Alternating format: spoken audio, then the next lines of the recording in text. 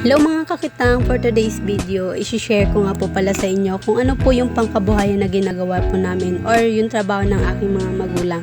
So, ang aking mga magulang ay mangingisda at ito po yung ginagamit po nila para po ilaot. Ang tawag po dito ay plangre or kitang.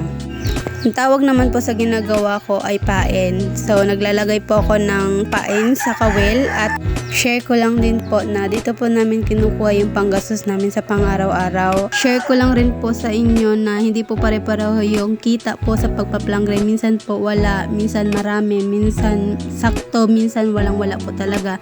At minsan po nauubos pa po yung laman ng box. So, minsan back to zero po talaga kami. So, sa pangingisda po, hindi po talaga siya madali. Medyo mahirap po kasi may mga ganitong experiences ka po na mararanasan. Lalo na iisipin mo kung saan ka hahanap ng panggastos, panggawa ulit ng plangre, at hanapin mo pa kung ano yung pang starting mo, ganyan. Kasi nga wala kang huli, ganito. So, minsan ito rin po yung struggle ng mga mangingisda kapag wala po silang huli.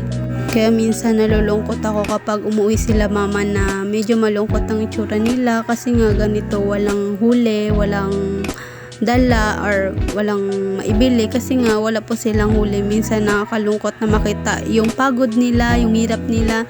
Uuwi sila na walang dala at yun pagod. So minsan talaga yun yung mga struggle ng mga mangingisda. Kaya saludo talaga ako sa mangingisda na kahit walang huli, nagpapatuloy pa rin. Tiyaga lang talaga para makaraos sa buhay. Ito yung hindi mawawala sa mangingisda, sipag at tiyaga. So, gumagabi na po. Hanggang dito na lamang po. Salamat po sa pakikinig. Thank you for watching. Bye-bye!